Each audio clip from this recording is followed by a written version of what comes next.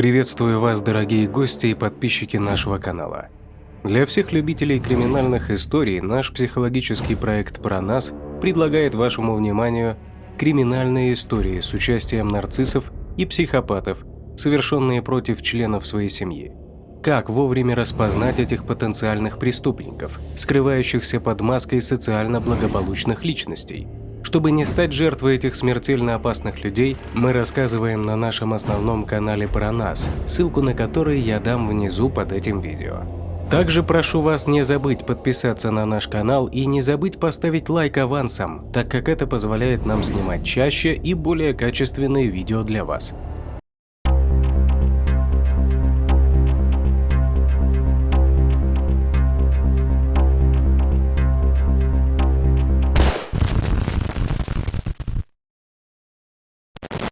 Последствия того, как 12-летняя девочка зарезала своего 9-летнего брата, были засняты полицейской камерой видеонаблюдения. После этого трагического события стали известны новые подробности о прошлом ее семьи.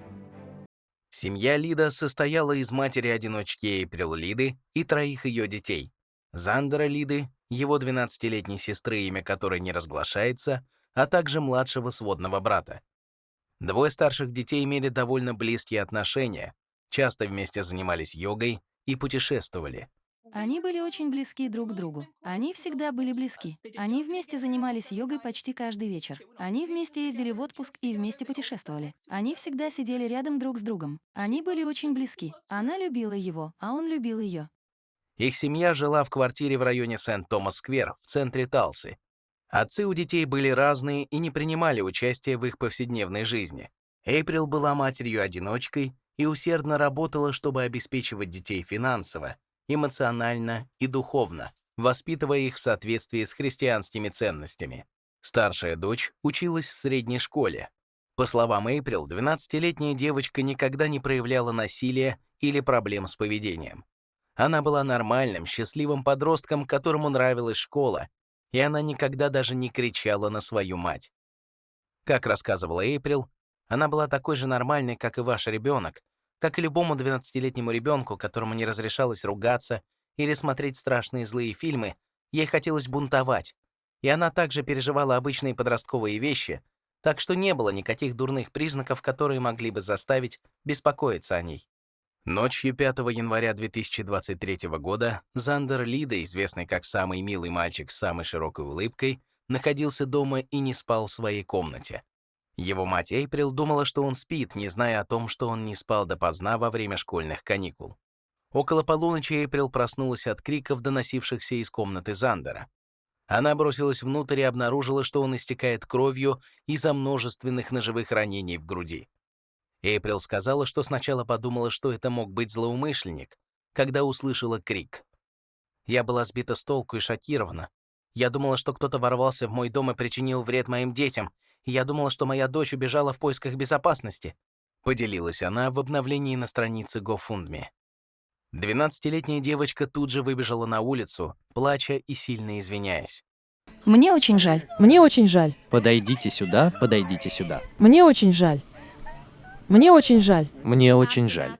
Полиция прибыла в дом Лиды после того, как Эйприл позвонила в службу экстренной помощи и сообщила, что Зандер получил ножевое ранение. Офицеры узнали, что пока родитель детей спал наверху, 12-летняя дочь разбудила родителя и сказала, что зарезала своего 9-летнего брата. На кадрах камеры видно, как обезумевшая Эйприл плачет рядом со своим истекающим кровью сыном. Когда прибыла полиция, 12-летняя девочка сразу же выбежала на улицу и призналась на камеру в том, что нанесла ножевые ранения своему брату. Тревожные видеозаписи, на которых экстренные службы входят в дом семьи в Оклахоме, стали распространяться после нападения. На них слышно, как дочь Эйприл кричит «Извините, извините», когда на место прибывает полиция. Позже 12-летняя девочка выразила немедленное сожаление. «Я разрушила свою жизнь.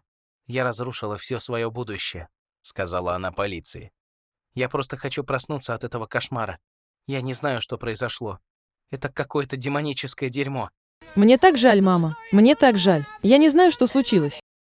Через несколько секунд Эйприл Лида чуть не выскочила за дверь, крича вне себя от того, что один ребенок сделал с другим. «Тебе лучше молиться Богу, чтобы он, блядь, был жив», — сказала Эйприл дочери, которая постоянно извинялась. Зандер Лида был доставлен в больницу и прооперирован, но скончался от полученных травм около 2:30 утра следующего дня. На кадрах оперативной съемки 12-летняя девочка в наручниках в конце концов приводит полицию к ножу, использованному при нападении. А где же нож? Я была наверху в своей комнате и выбросила его в окно, а он находится прямо здесь за квартирой. Она объясняет, что выбросила его из окна своего 2-го этажа после того, как это сделала. «Ты использовала нож?» — спрашивает Эйприл, вновь появляясь в отчаянии в дверях. «Мне так чертовски жаль, мамочка!» — кричит в ответ 12-летняя девочка. «Мне очень жаль. Я не знаю, что случилось». Эйприл Лиду охватили потрясение, растерянность и горе. Она не могла понять, как ее, казалось бы, нормальная дочь могла совершить такой ужасный поступок против своего любимого младшего брата. Мать была убеждена, что у Зандера и его сестры никогда не было проблем. Они были близки, они всегда были рядом, всегда были только мы трое все это время, — говорила она в СМИ.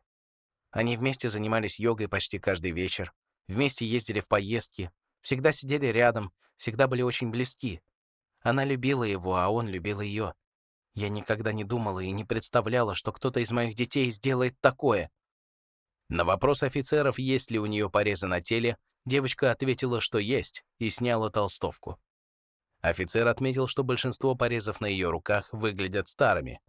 По его словам, он нашел один порез, который выглядит новее, но отметил, что он не кровоточил. В патрульной машине девочка неоднократно спрашивала, посадят ли ее. Офицер колебался между тем, чтобы утешить ее, сказав, что еще слишком рано говорить, и тем, что она не попадет в тюрьму. Сидя на заднем сидении патрульной машины, 12-летняя девочка рассказывала историю о том, как ее учитель математики долгое время отсутствовал, чтобы пройти курс лечения от рака, и что, когда учитель вернулся, она полюбила математику еще больше. «Мне так жаль, мне так жаль, мне так жаль, я отправлюсь в тюрьму на всю оставшуюся жизнь», — шептала девочка, плача в молитве в какой-то момент. «И мне очень жаль. Боже, пожалуйста, помоги мне. Что за херня? Пожалуйста, пожалуйста. Я уже знаю, что окажусь в тюрьме до конца жизни», — говорила она, все еще плача. Офицер посмеивался над уверенностью в ее страхе. Девушка всхлипывала несколько секунд и произнесла: «То, что я сделала, было супер противозаконно». «Наручники обязательны?» — спросила она. «Я хороший ребенок». Офицер объяснил, что наручники необходимы для ведомственных процедур из-за характера инцидента и особенно потому, что она находится на заднем сидении его машины. Девочка ни разу не объяснила, почему устроила поножовщину. Позже ее мать объясняла полиции, что ее дочь никогда не проявляла агрессивных тенденций. «Я просто не понимаю, почему она так разозлилась на него, особенно перед сном», — недоумевала она. В дни после убийства Зандера Эйприл искала ответы. Она узнала, что ее дочь несколько недель назад поделилась с друзьями тревожными мыслями о желании зарезать своего брата. Она связалась с несколькими своими друзьями и рассказала им, и, к сожалению, они, возможно, боялись рассказать своим родителям или мне, рассказывала Эйприл в СМИ. Эйприл также заметила изменения в поведении дочери, которые она теперь считает возможными тревожными сигналами. Девочка стала проводить больше времени одна в своей комнате и изолироваться. В то время Эйприл считала это нормальным подростковым поведением. Хотя Эйприл не видела никаких признаков того, что ее дочь представляет физическую угрозу, в ретроспективе это были тревожные изменения, предшествовавшие немыслимому насилию. Эйприл теперь считает, что у ее дочери был какой-то маниакальный эпизод, который может быть связан с изменением ее лечения. Выяснилось, что ее дочери якобы снова вернули лекарство от СДВГ, что сделало ее раздражительной и злой. СДВГ расшифровывается как синдром дефицита внимания и гиперактивности. Это расстройство поведения и психического развития, начинающееся в детском возрасте. Проявляется такими симптомами, как трудности концентрации внимания, гиперактивность и плохо управляемая импульсивность. Характеризуется проблемами с обучением и усвоением информации. Она сказала, что когда ее дочь порезала себе руки во время приема лекарств, она сразу же отменила их по совету своего врача. Однако побочный эффект успел проявиться. Но насколько она могла судить, других предвестников того, что должно было произойти, не было. Я сразу отменила препарат. После разговора со школой, со своим врачом и с самой собой у нас был долгий разговор. Она сказала, что чувствовала себя действительно раздраженной и злой без причины. Она сказала, что ее дочь какое-то время обучалась дома, но когда она вернулась в школу, врач порекомендовал ей вернуться к лекарствам, потому что ее оценки упали. И поэтому я снова начала давать ей препарат. А потом, через несколько недель, месяц спустя, она порезала себе руки. Вот тогда мне и сказали, чтобы она отказалась от этого, что я и сделала немедленно. И так она принимала его 5 лет подряд, и мы отменили его только потому, что она хотела посмотреть, сможет ли она обходиться без него и делать без него школьные задания, объяснила Эйприл. Она также сказала, что ее дочь порезалась прямо перед тем, как напасть на брата. 12-летняя девочка утверждала, что ударила Зандера ножом, находясь в каком-то демоническом трансе, и понятия не имеет, почему она это сделала. Последние полгода дочь Эйприл находится в воспитательном учреждении для несовершеннолетних на лечении, и никаких обвинений до сих пор не предъявлено. Также не было официального отчета, чтобы сделать вывод, действительно ли лекарства ее дочери сыграли свою роль. Она понятия не имеет, почему она это сделала. Она убита горем и чувствует себя очень виноватой, но она до сих пор не понимает, почему она это сделала. Она сказала, будто это была не она, поделилась Эйприл. Теперь мать девочки борется с мучительным чувством вины за то, что она могла бы сделать больше, чтобы предотвратить смерть своего маленького мальчика. У осиротевшей матери теперь нет другого выбора, кроме как приспосабливаться к жизни без Зандера, одновременно чувствуя, что она также потеряла свою дочь. Но хотя многие родители сочли бы такой поступок непростительным, даже со стороны собственного ребенка, Эйприл говорит, что хочет, чтобы ее дочь вернулась домой после лечения. Она вела себя очень хорошо все 6 месяцев, пока ее не было. «Я очень ее поддерживаю и очень люблю», — признавалась Эйприл. «Очевидно, что нам обоим нужно долго приходить в себя, прежде чем мы снова сможем жить вместе. И после этого ей нужна психологическая и эмоциональная помощь. У нее могут быть необратимые повреждения, о которых мы еще не знаем. Но у нее не было никаких проблем с тех пор, как она находится в лечебном учреждении». Эйприл подвергается критике со стороны тех, кто считает, что она не должна поддерживать свою дочь после того, что она сделала. Вопросов по-прежнему больше, чем ответов, поскольку судебный процесс и расследование продолжают устанавливать всю правду об этой трагедии. Доктор Келли Познер, профессор психиатрии в Колумбийском университете, обратилась к идее о том, что лекарства от СДВГ каким-то образом заставили 12-летнюю девочку смертельно ударить ножом своего 9-летнего брата. Познер признала невообразимые страдания, которые пережила семья, признав естественную необходимость поиска причины ужасного исхода. «Абсолютно правильно сначала подумать о медицинских проблемах или лекарствах», сказала она о госпитализации девочки. Это разумный поступок. Однако, по словам Познер, когда речь идет о стигме, связанной с лекарствами, важно отделять факты от вымысла. «Что мы точно знаем, так это то, что лекарства не вызывают таких ужасных последствий», сказала она. «На самом деле за многие вещи ответственны основные заболевания, которые лечат эти лекарства. И что становится действительно опасным, это когда люди думают, что эти лекарства вызывают подобные вещи, и что они бросают принимать лекарства, которые потенциально могут спасти жизнь». Лекарство, о котором идет речь, интунив, является нестимулирующим средством для лечения СДВГ. Познер привела многочисленные исследования, демонстрирующие его безопасность и эффективность. Наука очень ясна, имеются новые исследования с тысячами и тысячами людей, и они постоянно показывают, что это лекарство очень безопасно и очень эффективно. Познер сказала, что если у людей есть история самоповреждения или агрессии, вполне вероятно, что они страдают расстройством личности. Что мы точно знаем, так это то, что эта девочка страдала. И, как и многие, она страдала молча, не получая необходимой помощи.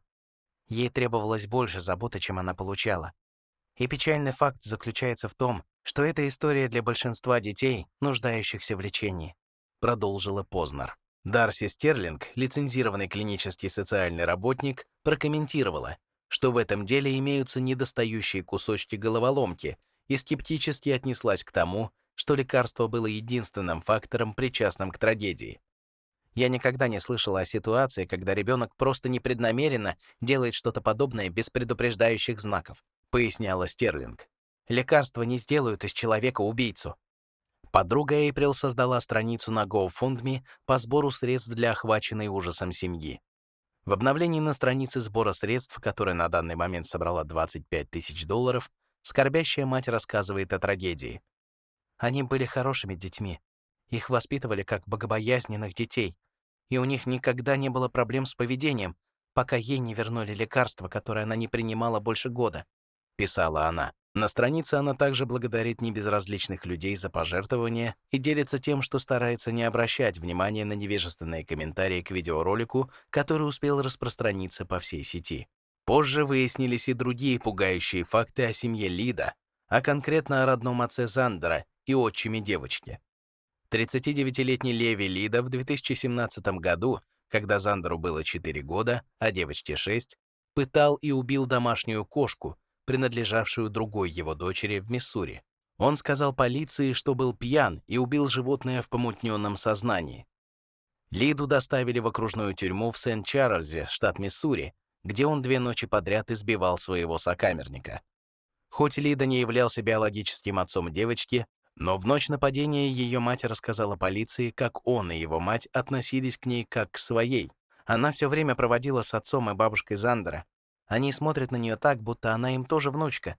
Ее биологический отец не был публично идентифицирован.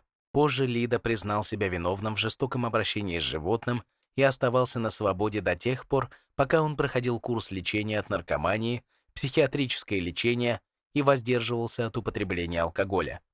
Но это был не первый раз, когда у Лиды были проблемы с законом. Ранее он обвинялся в пребывании в нетрезвом виде в общественных местах и множестве нарушений правил дорожного движения в Оклахоме, где он вырос, и в Миссури, где он жил с Эйприл и их 2 детьми.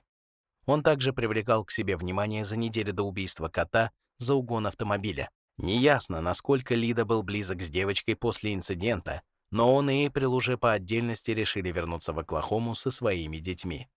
Он даже был изображен за рулем вместе с Зандером на фотографии прямо перед его смертью 5 января 2023 года. Эйприл Лида продолжает делиться своей болезненной историей, а также новостями о лечении ее дочери и работе специалистов с девочкой. Она надеется, что, рассказывая об этом, светлая память о ее сыне Зандере будет жить как можно дольше. А вы, дорогие подписчики нашего канала, как считаете, что могло спровоцировать такое поведение 12-летней девочки? Почему она ни с того ни с сего зарезала собственного брата, которого так любила? Мог ли отчим девочки оказать на нее пагубное влияние? Узнаем ли мы когда-нибудь, что на самом деле произошло в ту ночь в детской спальне семьи Лида? Делитесь вашим мнением об этом деле в комментариях. Кто эти страшные люди, совершающие немыслимые преступления, и как вовремя определить, что человек, с которым вы общаетесь, нарцисс или психопат? Как сохранить себе жизнь, когда вам стало понятно, что вы находитесь рядом с такой патологической личностью?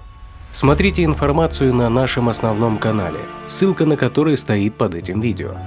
Прошу вас не забыть поставить лайк за нашу работу и подписаться на наш канал, чтобы не пропустить новые истории о чудовищных преступлениях, совершенных нарциссами и психопатами. Подписывайтесь также на наш телеграм-канал, ссылка на который указана ниже.